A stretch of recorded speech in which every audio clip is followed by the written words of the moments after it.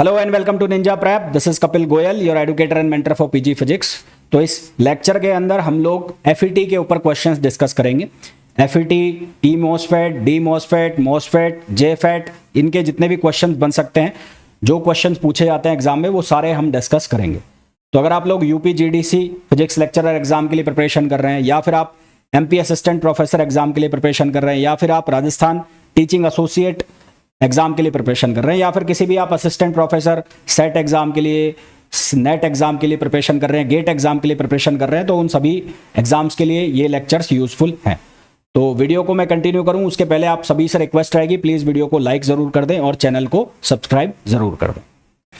पहला जो क्वेश्चन है उसके अंदर बोला गया, हालांकि है तो क्वेश्चन बहुत सिंपल सा चंपू सा क्वेश्चन है। क्वेश्चन में पूछा गया एफईटी कौन सा डिवाइस होता है। पहला ऑप्शन है करंट कंट्रोल डिवाइस होता है, दूसरा ऑप्शन है वोल्टेज कंट्रोल डिवाइस होता है, तीसरा है पावर कंट्रोल डिवाइस होता है, चौथा है टेम्परेचर कंट्रोल डिवाइस होता है। तो एफईटी जो है उसमें जो कंट्रोल किया जाता है करंट के ऊपर, तो करंट के ऊपर जो कंट्रोल किया जाता है वो इलेक्ट्रिक फील्ड से किया जाता है। और इलेक्ट्रिक फील्ड कहाँ से जनरेट होता है? वो गेट वोल्टेज से जनरेट होता है। ठीक है, गेट वोल्टेज से जनरेट होता है। तो ओवरऑल हो क्या रहा है कि जो इनपुट वोल्टेज है, जो कि गेट वोल्टेज है, वो आउटपुट करंट को कंट्रोल कर रही है। वो आउटपुट करंट को क्या कर रही है? कंट्रोल कर रही है। और जो गेट करंट होती है, जहां से वोल्टेज जनरेट होती है, वो ऑलमोस्ट क्या होता है? जीरो होता है। तो इसलिए जो एफईटी है वो कौन सा डिवाइस होता है? वो वोल्टेज कंट्रोल डिवाइस होता है। जबकि बाइपोलर जंक्शन ट्रांजिस्टर की हम बात करें तो वो करंट कंट्रोल डिवाइस होता है। तो मैं लिख देता हूं यहां पर एफईटी ऑपरेट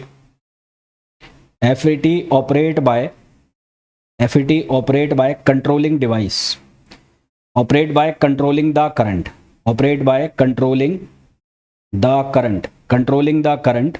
through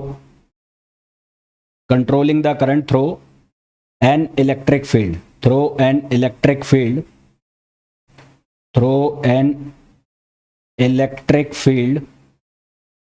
produced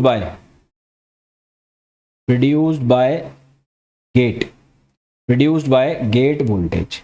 तो ओवरऑल हो क्या रहा है? जो इनपुट वोल्टेज है वो किसको कंट्रोल कर रहा है? आउटपुट करंट को।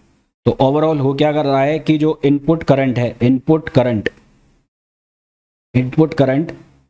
Controls the output current. तो इनपुट करंट जो है वो कंट्रोल कर, इनपुट करंट जो वोल्टेज, सॉरी मैंने करंट लिख दिया। तो इनपुट वोल्टेज कंट्रोल कर रहा है आउटपुट करंट को। और जो गेट करंट है वो ऑलमोस्ट क्या होती है? जीरो होती है। गेट करंट होता है आईजी। तो आईजी ऑलमोस्ट किसके बराबर होता है? जीरो के बराबर होता है। तो इसलिए एफईटी कौन सा डिवाइस है? वोल्टेज कंट्रोल डिवाइस है। जबकि अगर मैं करंट डिवाइस की बात करूं या करंट कंट्रोल डिवाइस की बात करूं, तो करंट कंट्रोल डिवाइस में कौन आ जाएगा? बीजेटी का मतलब बाय पोलर जंक्शन ट्रांजिस्टर। तो अगर आपसे क्वेश्चन पूछा जाए कि बीजेटी कौन सा डिवाइस है, तो बीजेटी करंट कंट्रोल डिवाइस है, जबकि एफईटी जो है वो वोल्टेज कंट्रोल डिवाइस है। ठीक है, आंसर आ गया बी। दूसरा क्वेश्चन है majority charge carrier in N channel FET. N channel FET में मेजॉरिटी चार्ज कैरियर कौन होता है? तो हमारे पास एक एन चैनल होता है, एक पी चैनल होता है। तो अगर मैं एन चैनल की बात करूं तो एन चैनल जो है एफईटी, उसके अंदर जो mode of N type semiconductor के अंदर जो मेजॉरिटी चार्ज कैरियर होते हैं वो कौन होते हैं? वो इलेक्ट्रॉन होते हैं। यहाँ पर जैसे बीजेटी के अंदर दो तरह के होते हैं, एक मेजॉरिटी कैरियर और एक माइनर, दोनों चलते हैं वहाँ पर, होल भी और इलेक्ट्रॉन भी।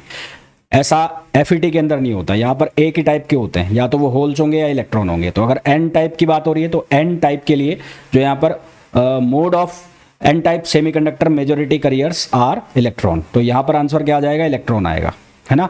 और जबकि अगर आपसे बीजेटी पूछा जाता तो बीजेटी में फिर वहाँ पर दोनों चलते हैं, वहाँ पर होल मेजर हो गया तो माइनर इलेक्ट्रॉन हो जाएगा, और मेजर अगर होल हो गया तो माइनर, अगर मेजर इलेक्ट्रॉन हो गया तो माइनर होल हो जाएगा। तो अगर पी चैनल होता तो उसकी जगह आंसर आ जाता holes. Next, the input impedance of FETs. FET का जो इनपुट इम्पिडेंस है वो क्या होता है? हाई होता है, लो होता है, क्या होता है? ये हमें बताना है। तो एफईटी के अंदर हमें पता है कि जो गेट सोर्स है, वो गेट सोर्स जंक्शन जो है वो रिवर्स बायस होता है, और रिवर्स बायस होगा तो उस वजह से गेट करंट जो है वो एक्सट्रीमली क्या हो जाएगी? स्मॉल हो जाएगी, लगभग जीरो के बराबर होती है। तो इसलिए यहाँ पर जो इम्पिडेंस है, इनपुट इम्पिडेंस, वो क्या हो जाता है? बहुत हाई हो जाता है। बहुत हाई होने का मतलब है उसकी वैल्यू 10 पावर 6 से लेकर 10 पावर 12 तक चली जाती है। तो in FET gate source gate source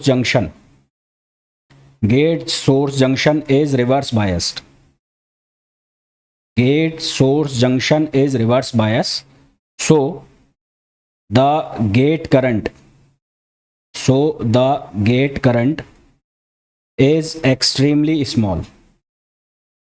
Gate current is extremely small, यानी कि IG जो है उसकी वैल्यू लमसम किसके बराबर होती है, 0 के बराबर होती है. और जो रेजिस्टेंस है वो किसके बराबर होता है, VN अपॉन IN. तो उस वजह से यहाँ पर जो रेजिस्टेंस है वो बहुत हाई हो जाता है, बिकम्स वेरी हाई. तो रेजिस्टेंस जो है वो बहुत हाई हो जाता है और इसकी जो वैल्यू है वो 10 पावर 6 से और 10 पावर 12 ओम तक चली जाती है. तो हमें पूछा है इनपुट इम्पिडेंस. इम्पिडेंस मतलब रेजिस्टेंस ही हो गया. तो FET का इनपुट इम्पिडेंस लो होगा, मॉडरेट होगा, वेरी हाई होगा, 0 होगा. तो क्या आंसर आ जाएगा, वेरी हाई आ जाएगा. तो इसका जो इम्पिडेंस है वो क्या आ जाएगा, वेरी हाई.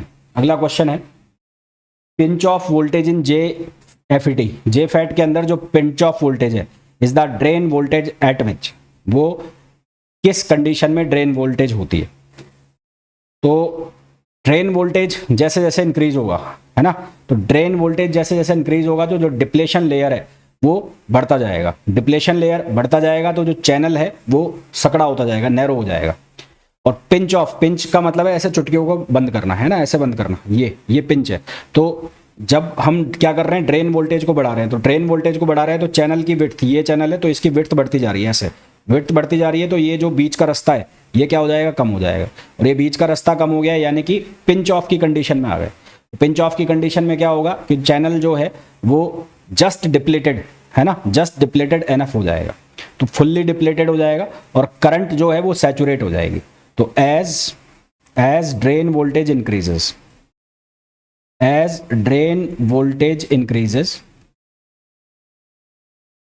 जैसे ही ड्रेन वोल्टेज इंक्रीज करेगा तो डिप्लेशन लेयर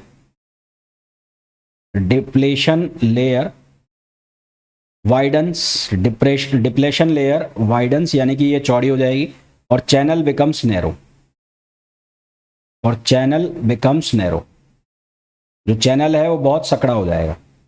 और जब पिंच ऑफ की कंडीशन आएगी यानी कि ये रास्ता बिल्कुल खत्म हो गया, तो at pinch off channel becomes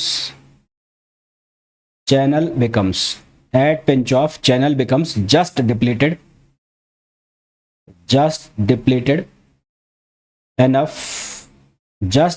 enough that current saturates. तो पिंच ऑफ के ऊपर करंट जो है वो सैचुरेट हो जाएगी. तो ये कौन सी कंडीशन है, जब चैनल क्या हो जाएगा, फुल्ली डिप्लेटेड हो जाएगा. आंसर हमारे पास क्या आ जाएगा, बी आ जाएगा. अगला क्वेश्चन देखो, the drain current equation for JFET के लिए ड्रेन करंट इक्वेशन क्या होती है. तो आंसर तो तुम्हारा ये आ गया. तो ये कैसे लिखी होती है, ID इक्वल्स टू IDSS. यहाँ होता है 1 माइनस VGS अपॉन VP और ये स्क्वायर हो गया. तो किस चीज का क्या मतलब होता है, ID जो है उसका मतलब होता है ड्रेन करंट. ID जो है उसका मतलब होता है ड्रेन करंट. फिर यहां लिखा हुआ है IDSS. ये IDSS होता है मैक्सिमम ड्रेन करंट. ये होता है मैक्सिमम ड्रेन करंट. फिर लिखा हुआ है VP जो होता है वो होता है पिंच ऑफ वोल्टेज. VP जो लिखा है वो क्या होता है, पिंच ऑफ वोल्टेज. फिर लिखा है VGS होता है गेट सोर्स वोल्टेज. VGS जो होता है वो होता है गेट सोर्स वोल्टेज. ठीक है, तो आंसर हमारे पास क्या आ गया, ए आंसर आ गया. ये फॉर्मूला याद रखना, ये इंपॉर्टेंट फॉर्मूला है. इसके ऊपर न्यूमेरिकल क्वेश्चंस पूछ लिए जाते हैं तो इंपॉर्टेंट है ये. FET से जो कुछ न्यूमेरिकल बनते हैं तो इस फॉर्मूला के ऊपर ही बनते हैं वो ज़्यादातर. Next, in JFET gate source junction is generally. JFET के अंदर गेट सोर्स जो जंक्शन है वो रिवर्स बायस होता है, फॉरवर्ड बायस होता है. तो ये तो मैंने बताया शुरू में ही. तो JFET के अंदर जो गेट सोर्स जंक्शन है वो जनरली कैसा होता है, रिवर्स बायस होता है ना, रिवर्स बायस होता है. रिवर्स बायस होगा तो जो गेट करंट है उसकी वैल्यू क्या हो जाएगी, बहुत स्मॉल हो जाएगी, लगभग 0 के बराबर हो जाएगी. और उससे जो इनपुट रेजिस्टेंस है वो क्या हो जाएगा, हाई हो जाएगा. अगला क्वेश्चन है, which transistor has the highest input impedance. इनमें से किस ट्रांजिस्टर का इनपुट इम्पीडेंस बहुत हाई होता है. तो देखो BJT तो ऑप्शन में से गायब हो गया, BJT ऑप्शन में से गायब हो गया. अब हमारे पास है JFET, MOSFET, UJT.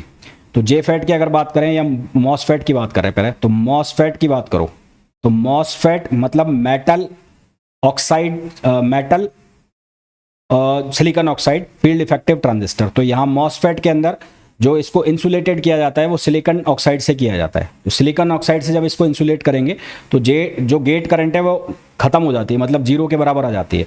तो मॉसफेट का जो इनपुट इम्पीडेंस है वो बहुत हाई होता है। तो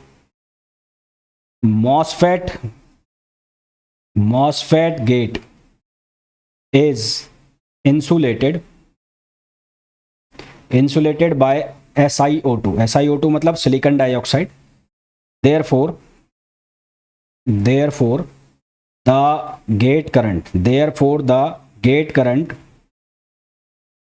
gate current is nearly zero। therefore the gate current is nearly zero, hence MOSFET has extremely high input impedance। तो MOSFET जो है उसमें बहुत ज़्यादा इनपुट इम्पिडेंस होता है। तो हमारे पास जो आंसर है वो क्या आ जाएगा, सी आ जाएगा। Next question, full form of MOSFET is, MOSFET का full form metal oxide semiconductor field effective transistor. Metal oxide semiconductor field effective transistor. Next, in depletion type MOSFET के अंदर इनमें से कौन सा सही है? Channel exist initially, channel does not exist initially, gate current is high, input impedance is low. तो हमें ये बताना है इनमें से कौन सा ऑप्शन सही है। तो अगर हम डिप्लेशन टाइप MOSFET की बात करें तो उसके अंदर एक कंडक्टिंग चैनल होता है जो ऑलरेडी एग्जिस्ट करता है। कंडक्टिंग चैनल एग्जिस्ट करता है जो एग्जिस्ट करता है, चाहे VGS यानी कि जो गेट सोर्स वोल्टेज है उसकी वैल्यू चाहे जीरो ही क्यों ना हो, वो एग्जिस्ट करता है और उसकी वजह से जो करंट है वो फ्लो करती है इनिशियली। हैंस चांसेस जो चैनल है वो एग्जिस्ट क्या करता है, इनिशियली एग्जिस्ट करता है। तो in depletion MOSFET depletion MOSFET conducting channel already exist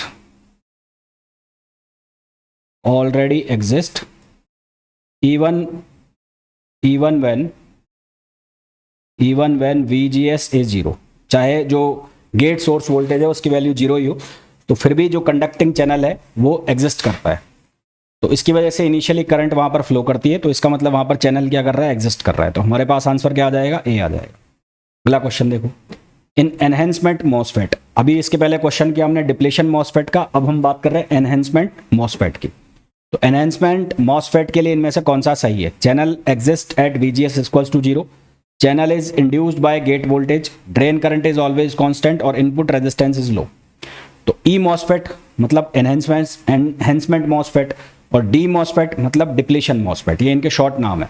तो ई MOSFET के अंदर कोई भी फिजिकल चैनल इनिशियली नहीं होता है ना, कोई भी इनिशियली जो है वहां पर फिजिकल चैनल नहीं रहता है।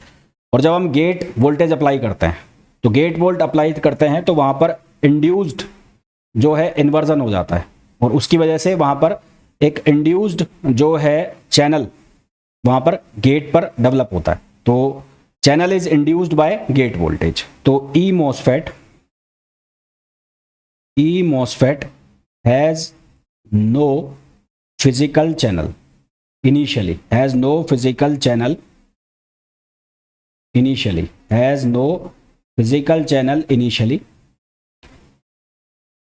after applying gate voltage induced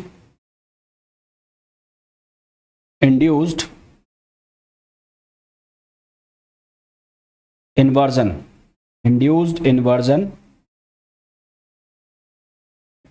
channel is induced, gate voltage channel is induced